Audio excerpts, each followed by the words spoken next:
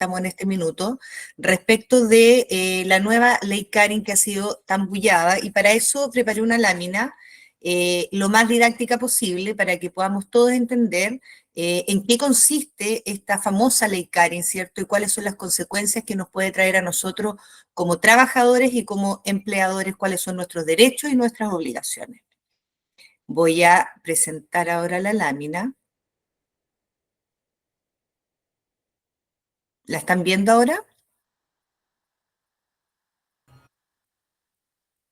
No. A ver. De clasificación que terminó convirtiéndose. Ahí está.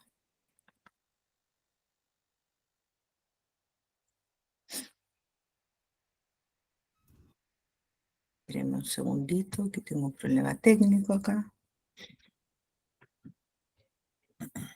Acá.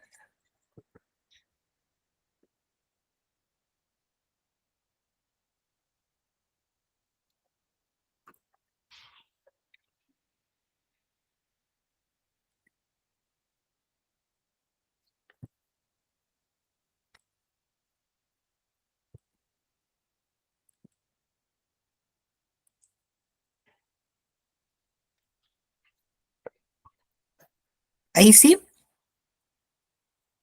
¿Se ve la lámina? Sí, ahí sí. Ya, perfecto. Ya, ¿de qué vamos a hablar hoy día? Básicamente lo que les comenté de la ley Karen. Primero vamos a ver un poco de la historia, por qué se forma esta ley, el concepto actual de acoso laboral y sexual laboral, las novedades que introduce esta nueva ley 21.643 y cuál es la normativa asociada, siempre viéndola desde el aspecto de los derechos y obligaciones que surgen respecto de tanto de los empleadores como de los trabajadores. ¿Quién fue Karen Salgado? Karen Salgado fue una técnico en enfermería de 40 años que se quitó la vida el 12 de noviembre del 2019. Ella dejó una sentida carta y en esa carta da a conocer sus razones, las que apuntaron a un desgarrador caso de acoso laboral que sufrió por parte de sus colegas y superiores en el hospital Herminda Martín de Chillán. El acoso se producía tanto de sus pares, ¿cierto?, como de sus compañeros de trabajo, tanto como de sus superiores, pero siempre desde el punto de vista de los compañeros de trabajo. Su caso generó gran conmoción en el país. Su hermana Claudia Salgado tomó la iniciativa de buscar justicia por su hermana fallecida y después de casi 3 años, el 13 de junio del 2022, se ingresó un proyecto de ley para modificar el Código del Trabajo en materia de prevención, investigación y sanción del acoso laboral. En esta ley cambiaron varios conceptos que ya estaban en el Código del Trabajo, entonces vamos a entender ahora cuál es el nuevo concepto de acoso laboral, de acoso sexual laboral, y quiénes pueden ejercer este acoso laboral y este acoso sexual en el trabajo. ¿Qué vamos a entender por acoso laboral? El acoso laboral es aquel contrario a la dignidad de la persona, el acoso laboral entendiéndose por tal toda conducta que constituya agresión u hostigamiento reiterados ejercidas por el empleador o por más trabajadores en contra de otro u otros trabajadores por cualquier medio y que tenga como resultado para él o los afectados su menoscabo, maltrato, humillación o bien que amenace o perjudique su situación laboral o sus oportunidades en el empleo. Ese es el artículo antiguo del Código del Trabajo, el artículo 2.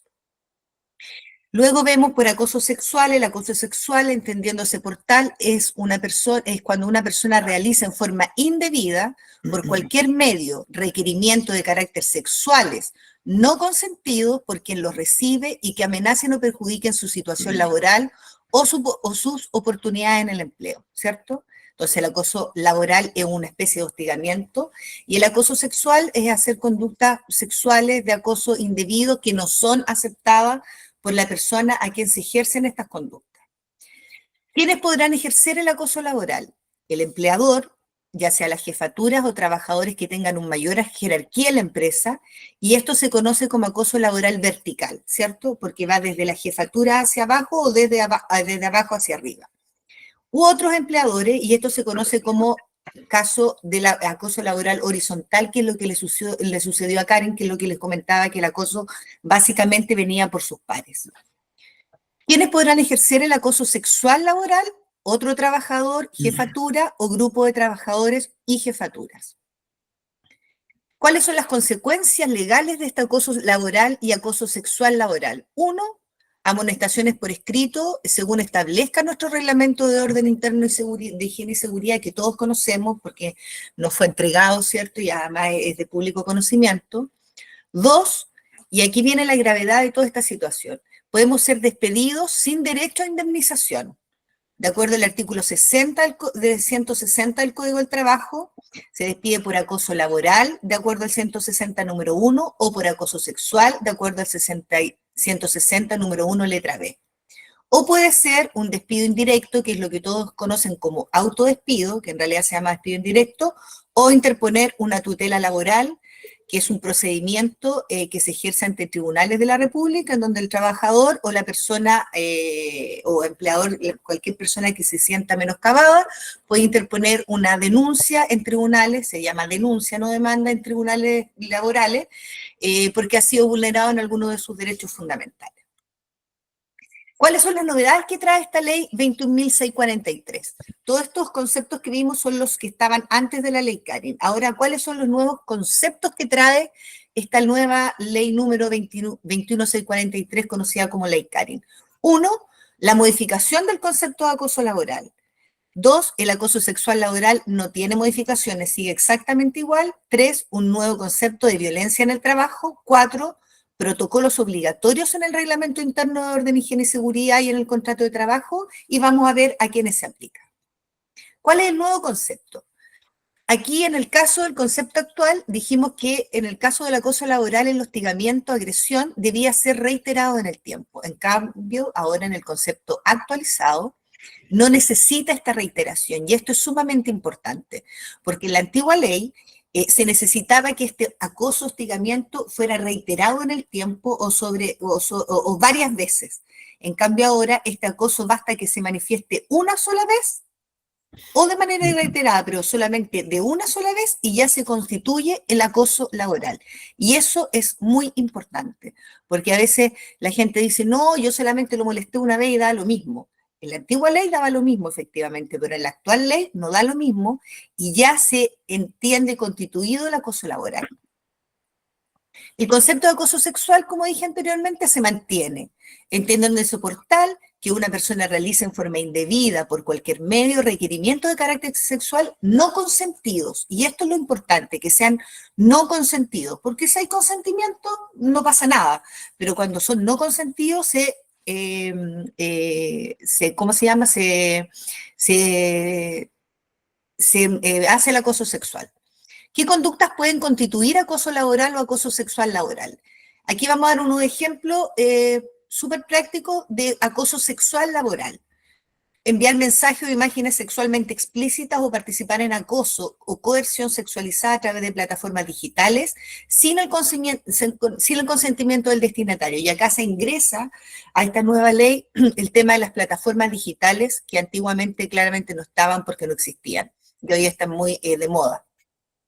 Hace poco conocimos un caso muy bullado en un colegio de Santiago, un colegio ABC1 de Santiago, donde por inteligencia artificial habían trucado los cuerpos de unas compañeras y habían puesto cuerpos desnudos, y eso claramente es un acoso sexual. Ofrecer recompensas o beneficios a cambio de favores sexuales o amenazar con consecuencias negativas ante la negación o presionar a alguien para que realice una actividad sexual en contra de su voluntad mediante amenazas, manipulación u otros medios. Contacto o comportamiento sexual no deseado, no consensuado, incluye contacto físico, roce contra alguien, pellizcos, besos deliberados no deseados. Aquí es el típico caso del beso cuneteado, que llaman. Y eso ha sido súper zanjado ahora en este proyecto de ley, que todo ese tipo de roces no consentidos constituyen acoso sexual. Y en general cualquier requerimiento de carácter sexual no consentido por la persona que los reciba. Ahora, ejemplos de acoso laboral. Y aquí es súper importante estar bien alerta porque el acoso laboral tiene varias aristas y ahora es bien sensible. Juzgar el desempeño de un trabajador de manera ofensiva. Aquí no quiere decir que, por ejemplo, si tu jefe te dice, mira, este trabajo lo estás haciendo de mala manera, porque en realidad tendrías que hacerlo así y tú lo estás haciendo de manera B, eso no significa acoso laboral. Sí significaría acoso laboral hacerlo de una manera ofensiva, ¿cierto? El aislamiento, cortar o restringir el contacto de una persona con otras, privándolas de redes de apoyo social, ser aislado, apartado, excluido, rechazado, ignorado, menospreciado, ya sea por orden de un jefe o por iniciativa de los propios compañeros de trabajo. Esta es la conocida ley del hielo. Cuando un trabajador, muchas veces pasa en los casinos, ¿cierto? Le hacen la ley del hielo a un trabajador y lo dejan almorzando solo. Eso también es constitutivo de acoso laboral. El uso de nombres ofensivos para inducir el rechazo o condena de la persona. Aquí los apodos ya no pueden correr. No los voy a decir porque todos lo sabemos, pero cualquier tipo de apodo, ya sea en cuanto a la nacionalidad, al color de la piel, a su orientación sexual, son todos catalogados como acoso laboral y graves. Usar lenguaje despectivo, insultante para menospreciar o degradar a alguien. Hacer comentarios despectivos sobre la apariencia, inteligencia, habilidades, competencia profesional o valores de una persona, obligar a un trabajador a permanecer sin tareas que realizar o obligarle a realizar tareas que nada tienen que ver con su perfil profesional con el objetivo de denigrarlo o menospreciar. Y aquí también es importante detenernos, porque no se trata de que si el jefe a uno le dice, oye, ¿puedo hoy día hacer tal cosa? Eso no significa que sea acoso laboral, porque no está en tu perfil profesional. Pero sí hacerlo con el objetivo de denigrarlo o menospreciarlo, eso sí es acoso laboral. Expresar intenciones de dañar o intimidar a alguien verbalmente, enviar mensajes, amenazas, abusivos o despectivos por correo electrónico, redes sociales, mensajes de textos, hacer comentarios despreciativos a otros referidos a cualquier característica personal como género, etnia, origen social, vestimenta o carácter corporal. En general, cualquier agresión o hostigamiento que tenga como resultado el menoscabo, maltrato o humillación o que amenace o perjudique la situación laboral o situación de empleo.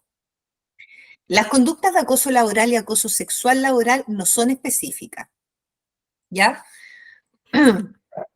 Aquí, esta es una ley esta es una lista de conductas que aparentemente son constitutivas de acoso laboral que publicó ADN y que fue muy publicitada en redes sociales y medios de comunicación y noticias. Y primero dejar claro que esta lista no es taxativa, o sea, que quiere decir que primero la nueva ley no las nombra de manera taxativa. Esta es una lista que salió de acuerdo a lo que se entiende por acoso laboral. Y es lo que hemos hablado, restringir a un subordinado las posibilidades de hablar, cambiar de ubicación de un puesto de trabajo a un trabajador separándolo de sus compañeros, prohibir a los compañeros que hablen a un trabajador determinado, que es lo que dijimos la ley del hielo, obligar a alguien a ejecutar tareas contra su conciencia, juzgar el desempeño de un trabajador de manera ofensiva, cuestionar injustificadamente las decisiones de un trabajador, burlarse de las discapacidades de un trabajador, imitar con burla los gestos, tratar a un trabajador como que no existiera. Todas estas conductas son encasilladas y consideradas dentro del acoso laboral. Hay muchas, pero estas son como las más catalogadas dentro del acoso laboral. Y aquí viene un nuevo concepto que es muy interesante, que es el concepto de violencia en el trabajo que antes no existía en la antigua ley. ¿Qué es la violencia en el trabajo? La violencia en el trabajo ejercida por terceros ajenos a la relación laboral, entendiéndose por tal aquellas conductas que afectan a los trabajadores y trabajadoras con ocasión de la prestación de servicios por parte de clientes, proveedores o usuarios, entre otros. Este es el típico maltrato del cliente que va a comprar, cuando maltrata al que le está vendiendo u ofreciendo el servicio, en este caso ustedes que prestan un servicio. Eso está considerado como violencia en el trabajo y también requiere de una investigación por parte del empleador o por parte de la dirección del trabajo, que es lo que vamos a ver más adelante. Ya, vamos a ver ahora un poco de lo que es la investigación propiamente tal. ¿Qué incluye esta nueva ley? Incluye perspectiva de género. ¿Qué significa esta perspectiva de género? Sabemos que la mayor cantidad de denuncias de acoso sexual son efectuadas por mujeres. Y en ese sentido, para estos efectos vamos a entender, ¿cierto?, como perspectiva de género, la adopción de medidas tendientes a promover la igualdad y erradicar la discriminación basada en dicho motivo. Ya. Existe ahora una obligación de contar con un protocolo de prevención de acoso dentro del reglamento interno. O sea, nosotros dentro del reglamento interno ahora vamos a tener un protocolo, ¿cierto?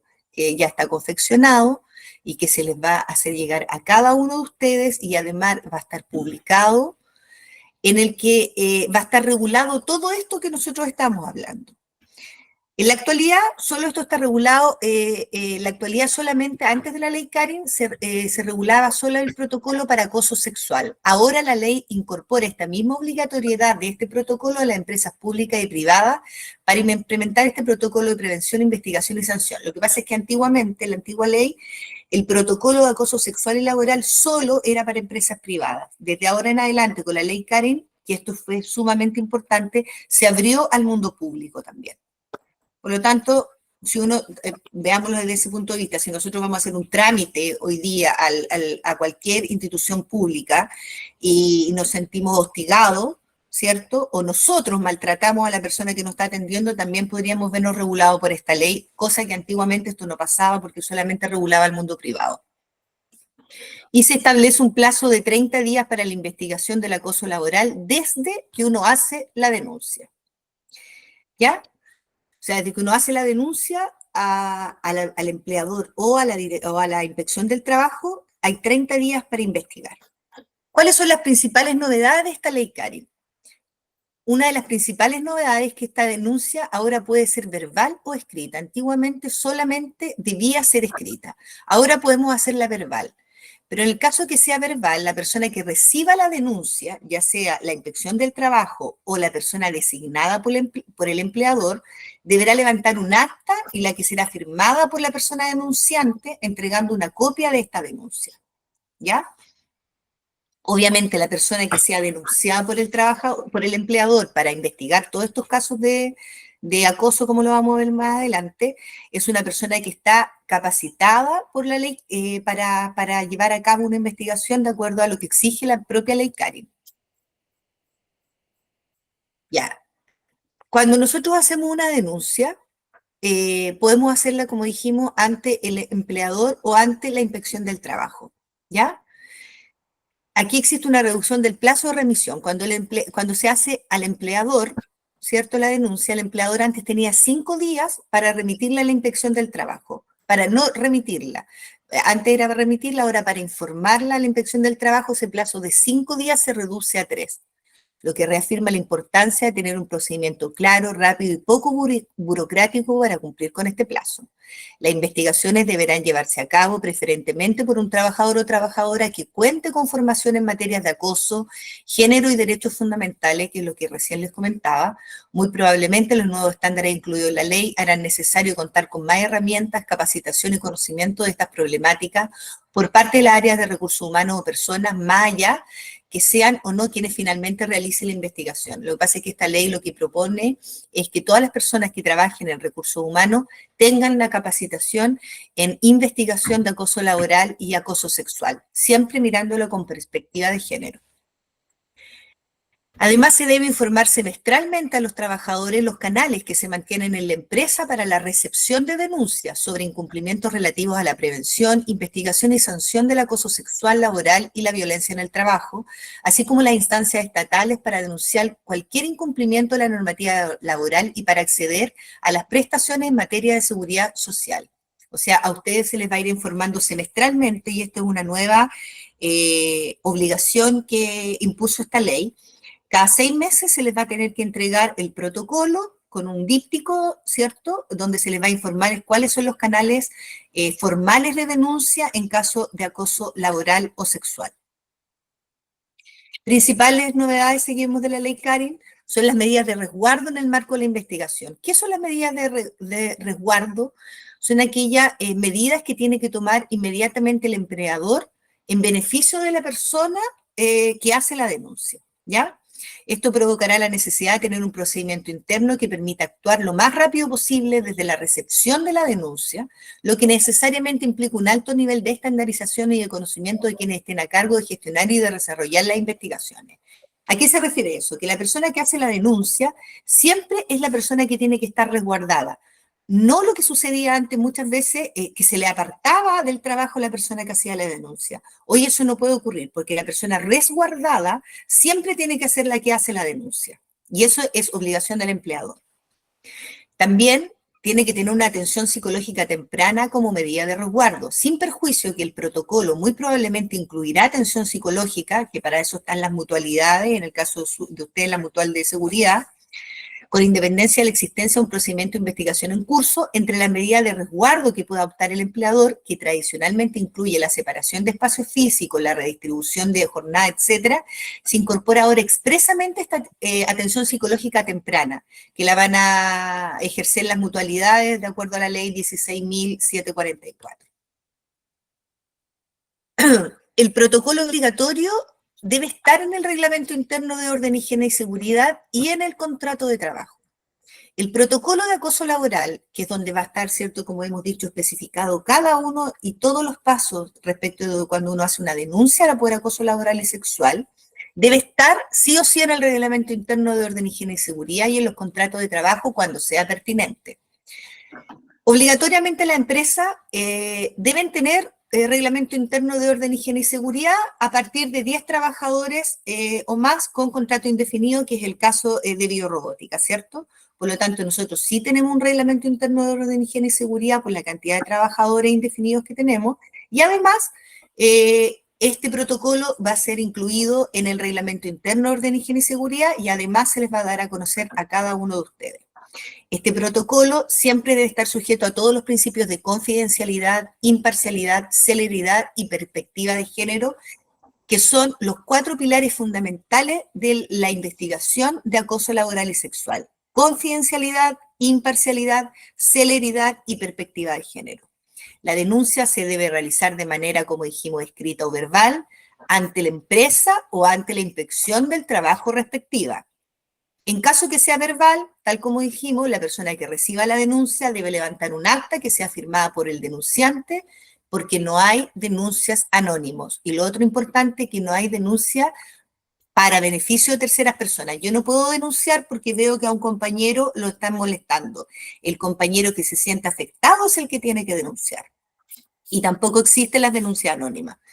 Recibida la denuncia, el empleador debe adoptar de manera inmediata las medidas de resguardo que vimos anteriormente, necesarias respecto de los involucrados, siempre velando, obviamente, por la persona que hace la denuncia.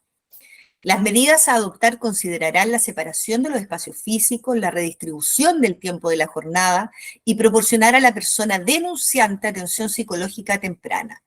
Y la investigación tendrá una duración máxima de 30 días. Finalizada la investigación, se deben remitir las conclusiones a la Inspección del Trabajo, quien tiene 30 días para pronunciarse. Y en caso que no lo haga, se tendrá por ciertas las conclusiones llegadas por el investigador. Todas las empresas, ya sean pymes, grandes empresas y quienes tengan un contrato de trabajo, deben tener un protocolo de investigación. Y esto es sumamente importante, porque aquí no hay número de trabajo, o sea, no hay número de trabajadores. Si una empresa tiene 1, 2, o 3, o 4, o 20, o 100, o 200 trabajadores, tienen que tener un protocolo. La diferencia es que si está en el reglamento o no. También deberán contar con un protocolo de investigación las instituciones públicas, como ya lo dijimos, que es la gran novedad de esta ley. Para complementar esta ley, Karin, se dictaron circulares y ¿cómo se llama? Y resoluciones de parte de la Dirección del Trabajo. La circular salió de la Suceso, que era la Superintendencia de Seguridad Social, y el dictamen salió de la Dirección del Trabajo, que viene a complementar lo que viene ya escrito en la ley Karin, ¿ya? ¿Cuáles son estos nuevos conceptos que trajo esta circular de la Suceso de la Superintendencia de Seguridad Social?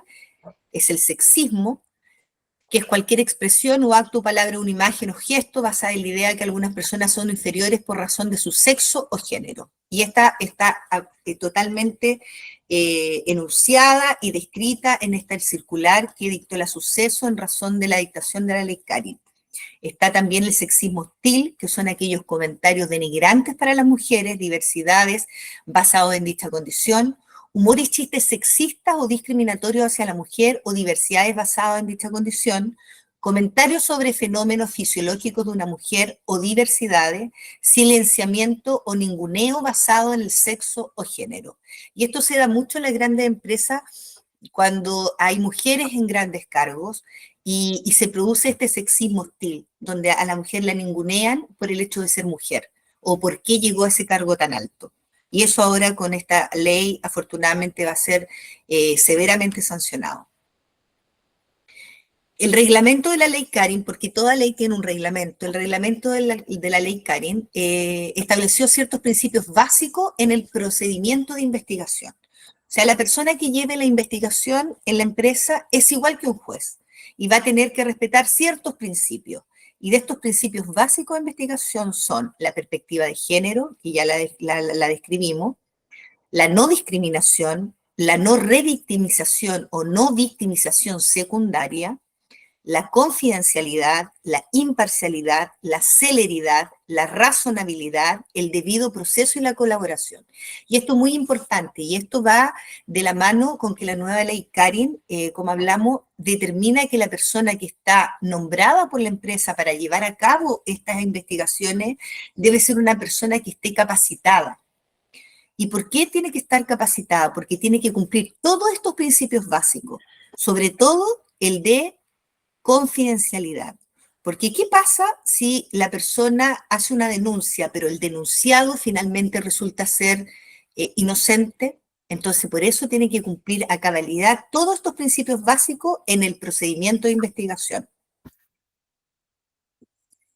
Y aquí vienen las obligaciones generales también que tiene para los trabajadores, porque las obligaciones y derechos son tantos para el empleador como para el trabajador. En el caso de los trabajadores, uno, cumplir con las medidas de resguardo adoptadas por el empleador, ¿cierto? Dos, colaborar en la correcta sustanciación del proceso de investigación. Tres, cualquier otra establecida en los procedimientos internos de investigaciones de la empresa, en la medida que no sea contraria a las directrices establecidas por el presente reglamento y cualquier otra que imponga la normativa vigente.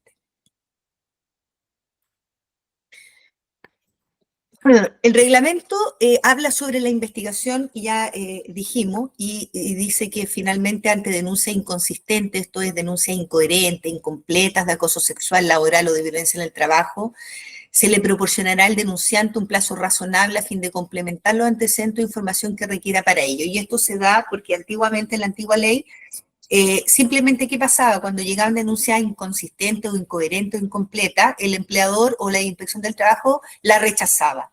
Ahora no, la persona a cargo de la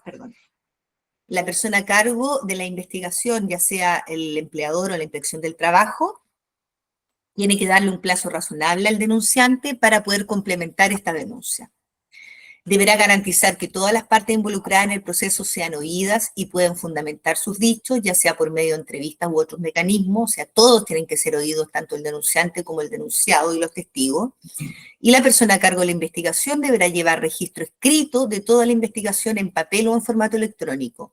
De las declaraciones que efectúen las partes y los testigos se deberá dejar constancia siempre por escrito, debiendo siempre contar en papel y con firma de quienes comparecen en todas sus hojas. Esto es igual, ustedes imagínense que esto es igual que un expediente judicial y la persona que lleva a cargo la investigación, ya sea dentro de la empresa o la inspección del trabajo, hace las veces de juez. Por lo tanto, todo tiene que quedar escrito. Después de hecha toda la investigación, viene el informe, ¿cierto? El informe final. ¿Y qué dice este reglamento de la ley Karin? Que el informe final debe contener a lo menos ciertas indicaciones. Uno, nombre, correo electrónico root de la empresa, individualización de la persona denunciante y denunciada, con a lo menos la indicación del correo electrónico, cédula, identidad o pasaporte. Individualización de la persona a cargo de la investigación, también con las mismas individualizaciones anteriores, las medidas de resguardo que fueron adoptadas y las notificaciones realizadas, que son las medidas de resguardo que vimos inmediatas que se tienen que tomar en beneficio de la persona afectada, la individualización de los antecedentes y entrevistas recabadas con especial resguardo de la confidencialidad de los participantes, relación de los hechos denunciados, declaraciones recibidas y las alegaciones planteadas, Formulación de los indicios o razonamientos coherentes y congruentes en los cuales se fundan las conclusiones de la investigación para determinar si los hechos investigados constituyen o no acoso laboral, sexual o violencia en el trabajo. La propuesta de medidas correctivas en los casos que corresponda y la propuesta de sanciones cuando corresponden, porque no toda investigación tiene que terminar en una sanción. ¿Qué hace después el empleador? Terminada este informe, debe remitir el informe a la Dirección del Trabajo dentro del plazo de 2 días de finalizada la investigación, de manera electrónica a la Inspección del Trabajo. Y la Inspección del Trabajo la remite internamente a la DT y la DT tendrá 30 días de plazo para pronunciarse.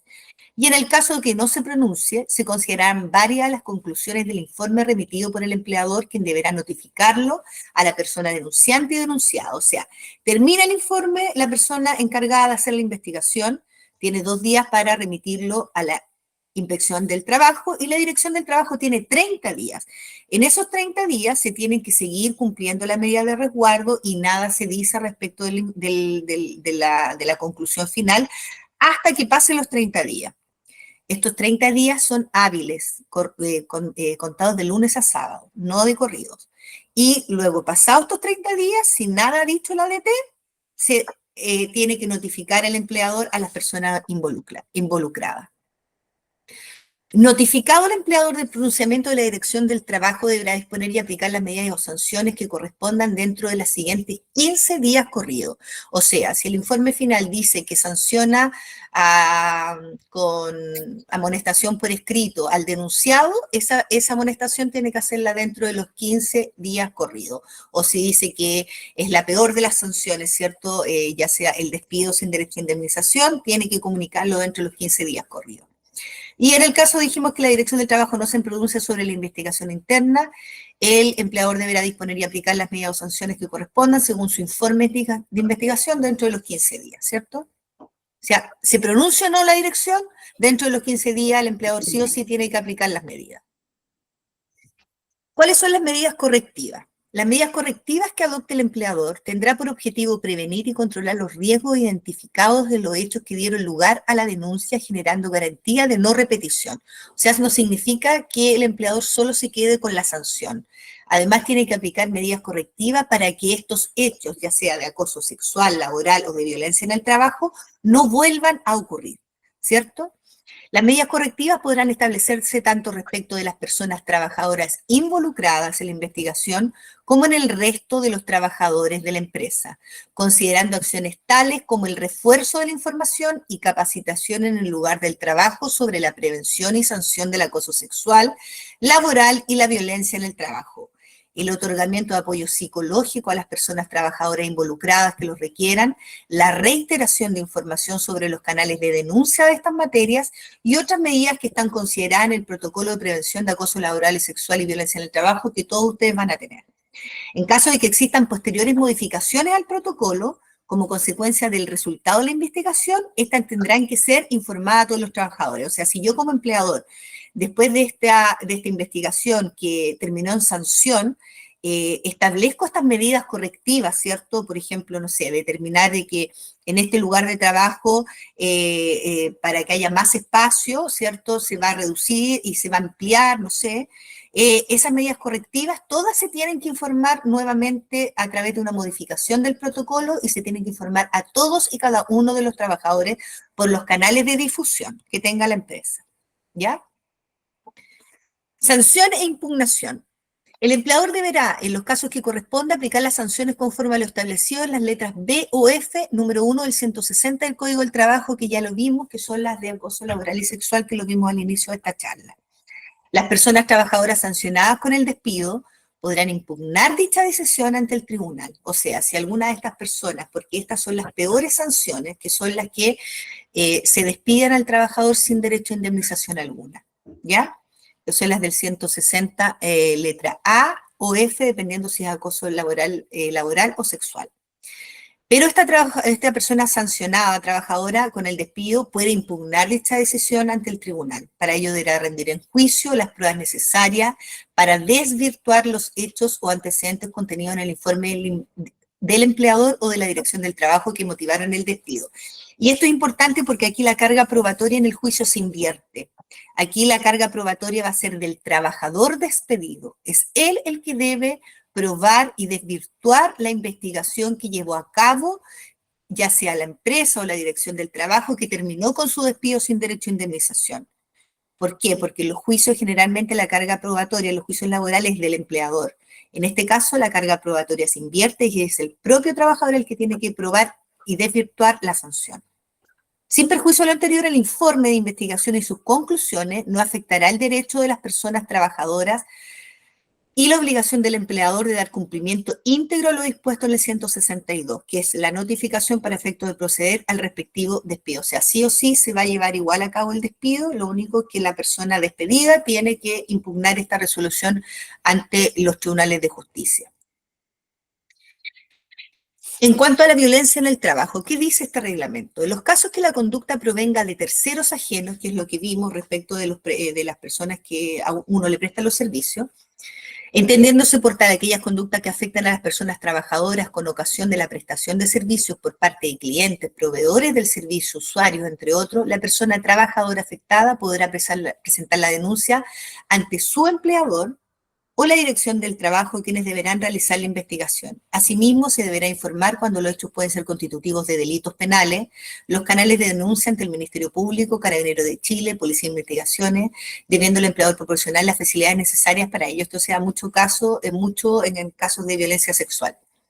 Y el informe de la investigación incluirá las medidas correctivas que deberán implementarse por el empleador en relación con la causa que generó la denuncia. En el caso de régimen de subcontratación y empresa de servicios transitorios, cuando los hechos denunciados involucren a personas trabajadoras de distintas empresas, sean estas de la principal usuaria, de la contratista, de la subcontratista o de servicios transitorios, la persona afectada podrá denunciar ante la empresa principal o usuaria respectiva, ante su empleador o la dirección del trabajo. O sea, el trabajador es el que siempre decide ante quién denuncia. Y cuando la persona trabajadora efectúa su denuncia ante su empleador, el empleador deberá informar de ella a la empresa principal o usuaria dentro de los 3 días siguientes a su recepción, y la empresa principal o usuaria será siempre la responsable de llevar a cabo la investigación. O sea, siempre la empresa principal, nosotros que Biorrobótica presta servicio, ¿cierto? Si hay algún hecho constitutivo de acoso laboral, de violencia sexual en el trabajo con respecto a algún trabajador de esa empresa principal, usted como trabajador puede hacer la denuncia ante el empleador, o sea, Biorrobótica, o ante la dirección del trabajo, o ante la empresa principal, ¿cierto? Pero siempre va a llevar a cabo la investigación la empresa principal. Los empleadores de las personas trabajadoras involucradas deberán adoptar las medidas de resguardo y aplicar la sanción que correspondan respecto a sus trabajadores. Esto es una pincelada que les preparé de la ley Karin. Ahora no sé si tienen alguna duda, consulta. Yo sé que es bastante información, pero es lo más conciso que se puede hacer respecto de esta ley, que trae hartos beneficios para los trabajadores, hartas obligaciones también para los trabajadores, y harta variedad en conceptos que ya los vimos, como violencia en el trabajo, como sexismo, un montón de palabras que antes para nosotros eran desconocidas, o que tal vez pensábamos que no se podían aplicar o ser constitutivos de violencia laboral o sexual o violencia en el trabajo, ahora sí lo son. Entonces, ahora abro unos minutos para que podamos, si alguien quiere hacer alguna pregunta, tienen alguna duda, cuéntenme.